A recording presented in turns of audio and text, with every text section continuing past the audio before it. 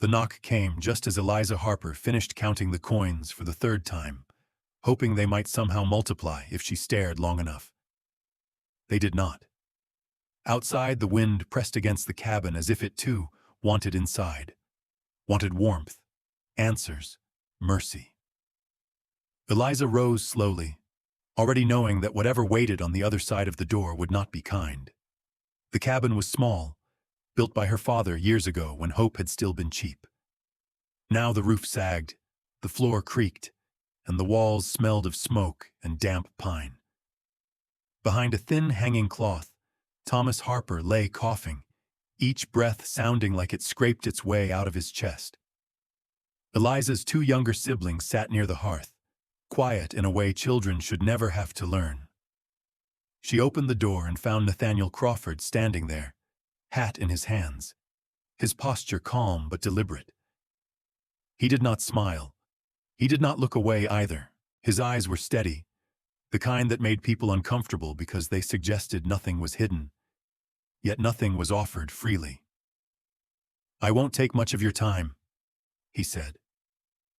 Eliza stepped aside without speaking.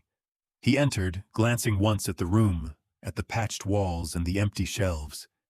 He took it all in without judgment, which somehow felt worse than pity. They sat at the table. The silence stretched.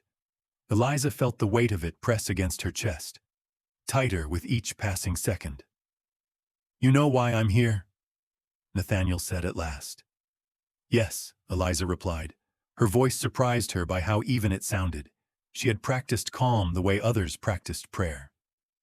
Outside, Silver Pine rested in its usual quiet decay.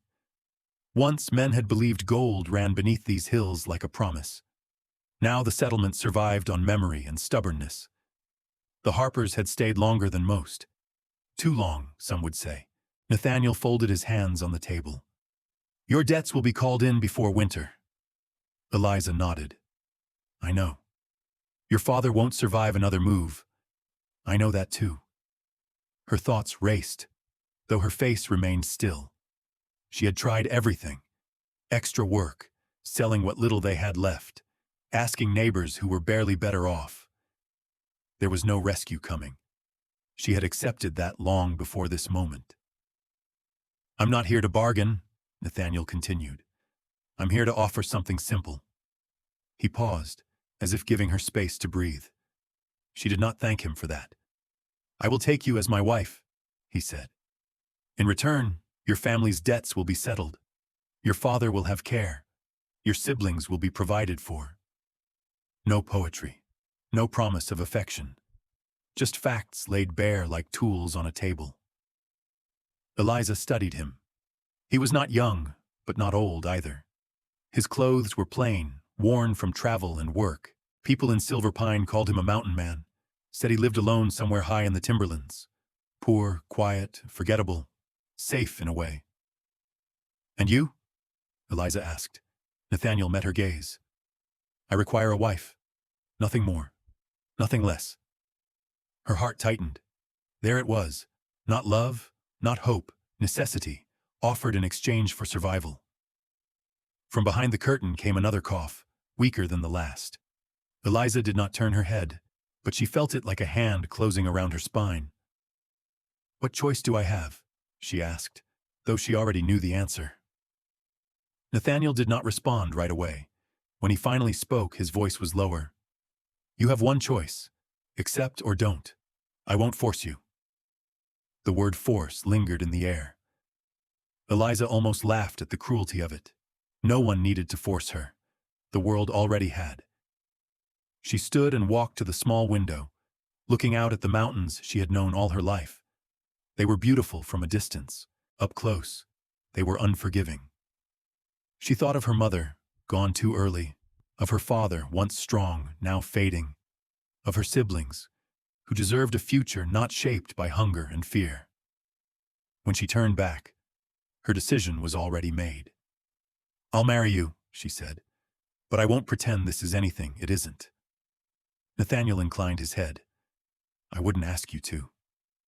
There was no celebration, no tears, only a quiet understanding that something had ended and something unknown had begun. That night, Eliza packed what little she owned. At dawn, she hugged her siblings, kissed her father's forehead, and stepped outside with a heart heavier than any trunk she left behind. As she mounted the horse beside Nathaniel Crawford, she did not look back. Silver pine faded behind them, swallowed by the trees, while ahead waited a life she had not chosen for herself, but one she would have to survive. The second day of travel was when Eliza Harper began to feel that something was wrong with the story she had told herself about Nathaniel Crawford. They had left the last signs of silver pine behind before sunrise.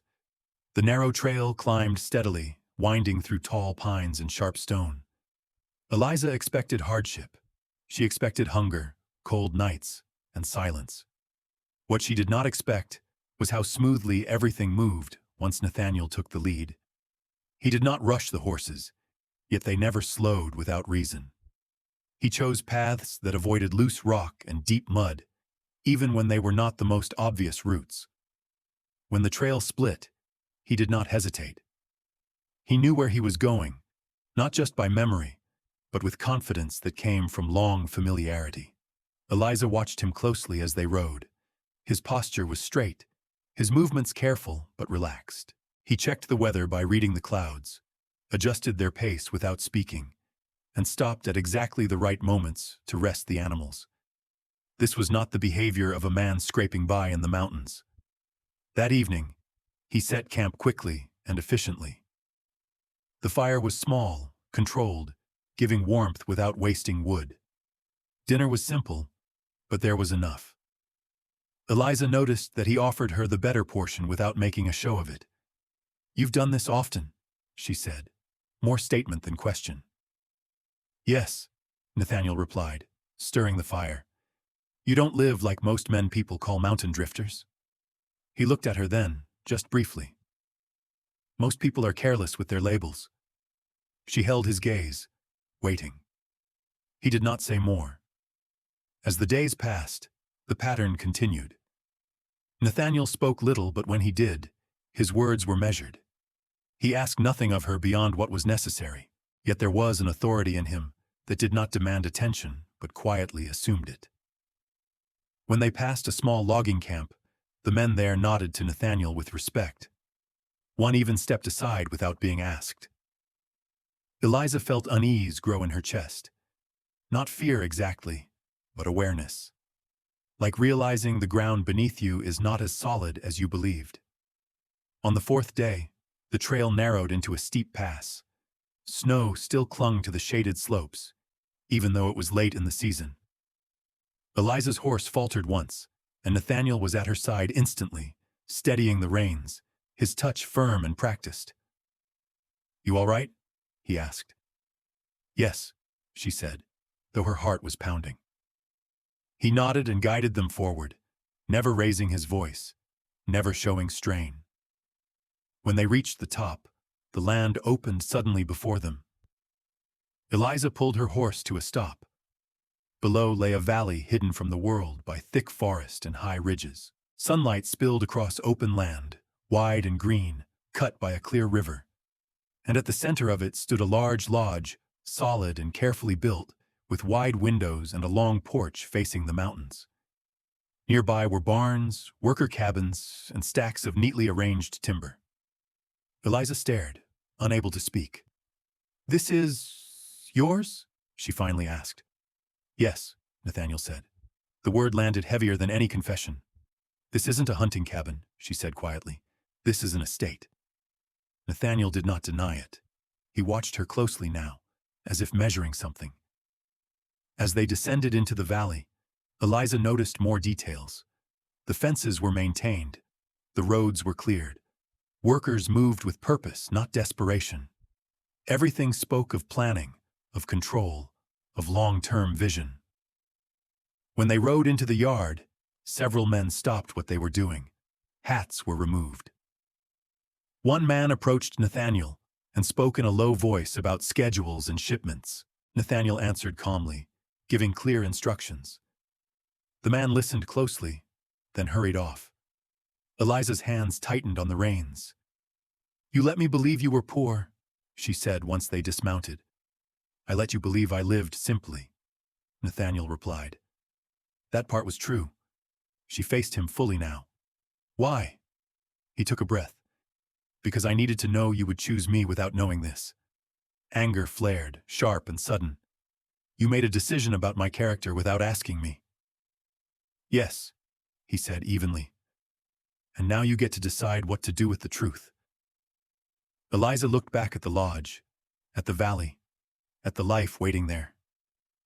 She felt exposed, as if the ground had shifted beneath her feet. She had agreed to marry a man she believed had nothing. Now she stood in the center of something vast and powerful. That night, as she lay awake in a room larger than her family's entire cabin, Eliza understood one thing clearly. The journey into the mountains had not brought her to safety.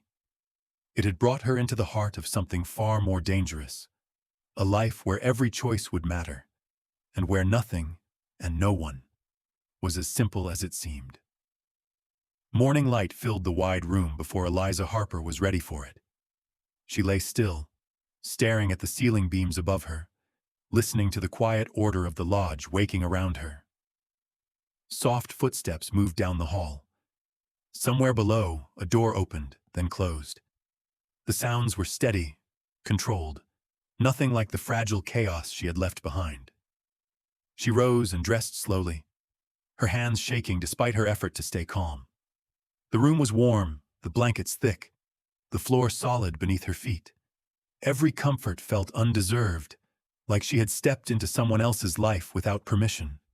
Nathaniel was waiting for her in a smaller sitting room near the front of the lodge. Sunlight came through the windows, revealing shelves of ledgers, maps rolled and stacked, and a large table worn smooth by years of use. This was not a home built on chance. It was built on planning. You should know everything, Nathaniel said as she entered. His voice was quiet, but there was no retreat in it. If you stay here, there will be no more half-truths. Eliza remained standing. Then start at the beginning. He nodded once. The land, the timber company, the lodge, they were my father's. When he died, I inherited all of it. I stepped away from the city and lived simply because I needed to understand what I was responsible for. I didn't want power without knowing its cost. Eliza listened, arms folded tightly. So you pretended to be something you weren't. I chose to be something smaller, he replied. The truth never disappeared. It waited. The words stung. Eliza turned toward the window, staring out at the valley. Workers moved along the paths below, trusting this place, trusting him. You asked me to marry you without telling me who you were, she said. That wasn't honesty. No, Nathaniel agreed. It was a test. The word hit her harder than she expected. Test. Like she had been measured and weighed without consent. Her thoughts drifted, uninvited, back to her mother's face, to the way people in Silver Pine had spoken kindly while quietly deciding the Harper family was finished. She had lived her whole life under other people's judgments. She had sworn she would never accept that again. She turned back to him. You tested me, but you also trapped me. My family depends on this marriage. Nathaniel's jaw tightened. I know. And that is what I regret most. There it was. The unexpected shift. Not defense. Not pride. Regret. I believed that if you chose me without knowing the wealth, then at least one part of my life would be real, he continued. But in protecting myself, I took something from you. The room felt smaller. Eliza felt the weight of choice pressing down on her, heavier than any debt. She could stay and live in comfort built on a lie. Or she could leave, taking nothing but her pride, and return to uncertainty.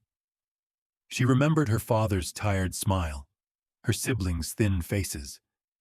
She remembered the night she had agreed to the marriage, not because she wanted to, but because she had to. If I stay, she said slowly, it won't be as something you spared. I won't be hidden or handled. Nathaniel met her gaze. I don't want a silent wife. Good, she replied. Because you won't have one. Silence followed, thick but steady. Then Nathaniel moved to the table and opened a ledger, turning it toward her. These are the company accounts, the land records, the agreements with the workers. If you stay, you see everything. You question everything. Eliza stepped forward despite herself. She looked down at the pages, at the careful handwriting, the long-term planning. This was power, yes, but also responsibility. Her anger did not disappear, but something else rose alongside it. Respect and resolve. That afternoon, she walked the grounds alone. She spoke with workers who did not yet know her place, and she listened more than she spoke. She felt the land under her boots, solid and demanding. By evening, she returned to the lodge. Nathaniel waited, not pressing her. I won't stay because of the estate, she said, and I won't stay because of obligation. Then why? He asked. Because now I know the truth, Eliza answered, and I choose with open eyes.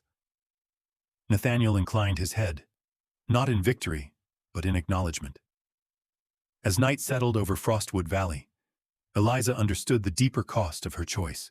Staying meant stepping into a life where comfort and conscience would often collide, where she would have to fight not just outsiders, but the parts of herself tempted by ease. She went to bed knowing one thing for certain. She had not been bought. She had decided. The change came quietly, announced not by raised voices or open conflict, but by the arrival of a polished carriage at the edge of Frostwood Valley. Eliza Harper noticed it from the lodge window, its dark paint clean despite the long road, its driver dressed better than most men she had seen in months. Before Nathaniel said a word, she understood that the outside world had finally found them. Margaret Crawford stepped down from the carriage with practiced ease. She was tall, well-dressed, and carried herself as if the ground had been prepared in advance for her arrival. Her gray hair was styled neatly beneath her hat, and her expression was pleasant in a way that felt deliberate rather than warm. So this is where you've been hiding, Margaret said, as Nathaniel greeted her. Her tone was light, but her eyes moved quickly, taking in the lodge, the land, and finally Eliza.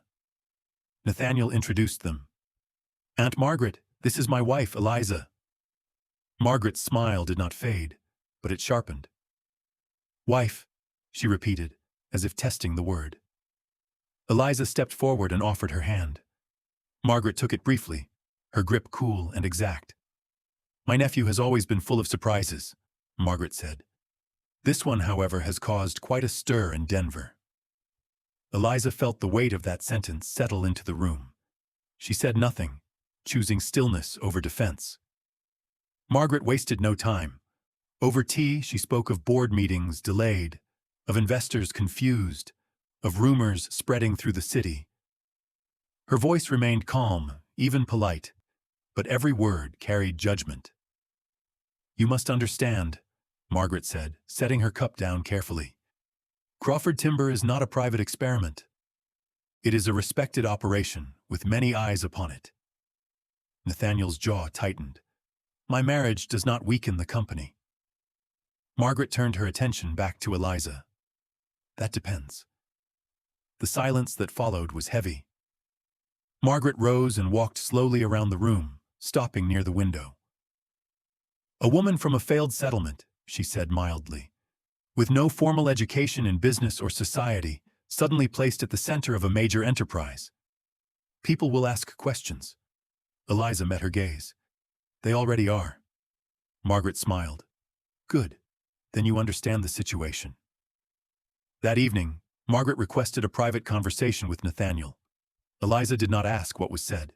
She did not need to. When Nathaniel returned, his expression was controlled, but his shoulders were tense. She believes this marriage is a mistake, he said, and she intends to prove it. The next morning, Margaret made her intentions clear. She announced that a formal reception would be held in Denver within the month. Company leaders, legal advisors, and social figures would attend. You will come as Nathaniel's wife, Margaret said to Eliza.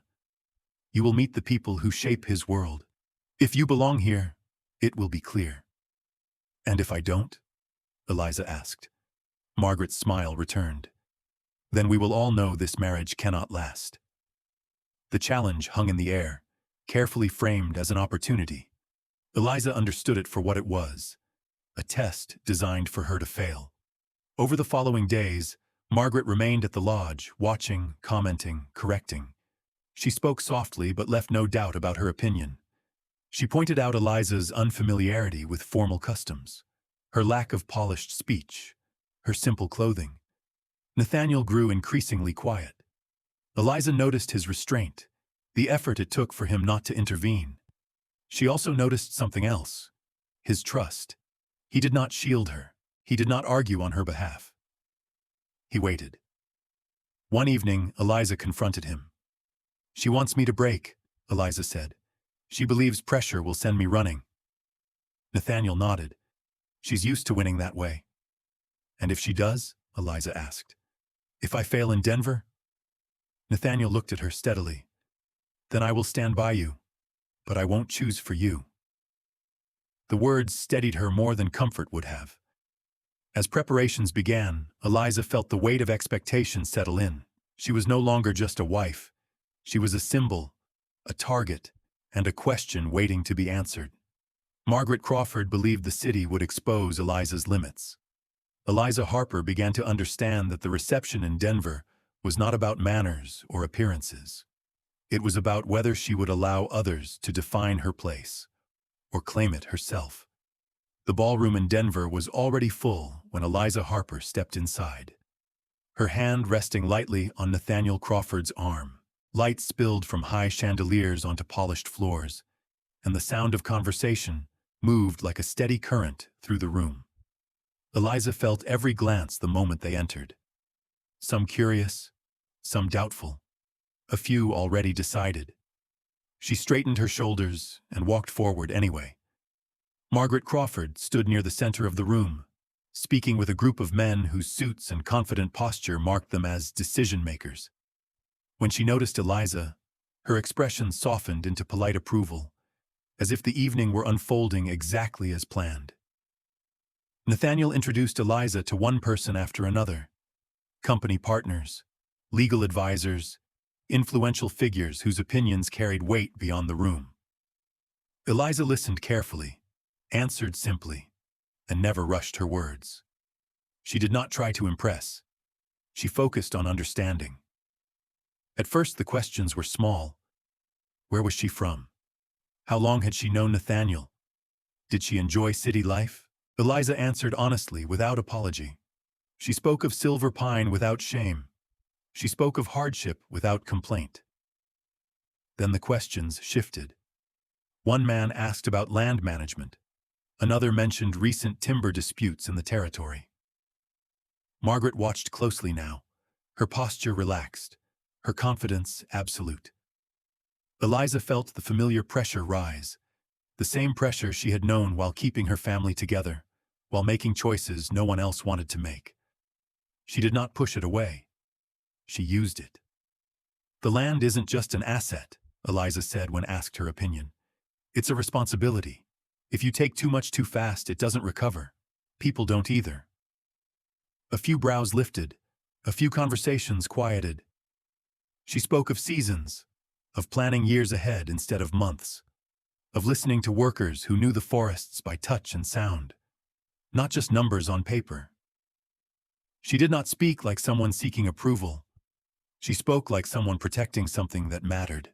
Later in the evening, a legal question arose. One Margaret had clearly prepared. A matter of property rights tied to marriage, designed to expose Eliza's lack of experience. Eliza paused, then answered carefully. "Any agreement that ignores fairness invites conflict later.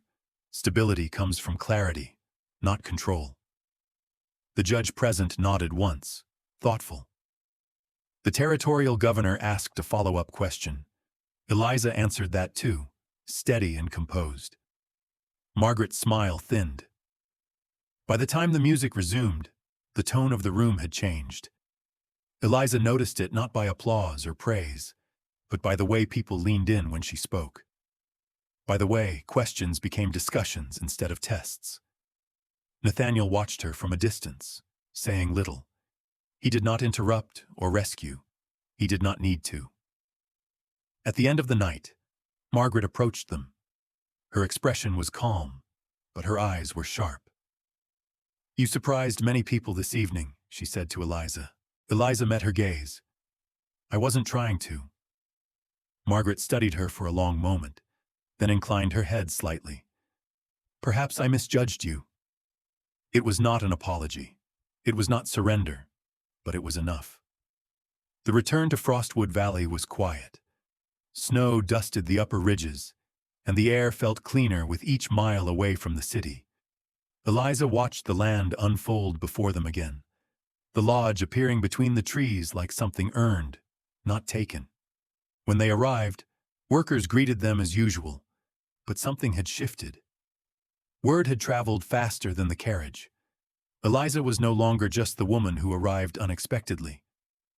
That evening, Nathaniel joined her on the porch as the sun dipped behind the mountains. "You didn't have to do all that," he said. "Yes," Eliza replied softly. "I did." They stood in silence, the kind that no longer felt uncertain. Eliza understood now that her victory was not the approval of the city, or even Margaret's reluctant respect. It was the knowledge that she had not bent herself to fit someone else's design. She had walked into judgment and remained herself. As night settled over Frostwood Valley, Eliza Harper looked out at the land she helped protect, the future she helped shape, and the life she chose with clear eyes.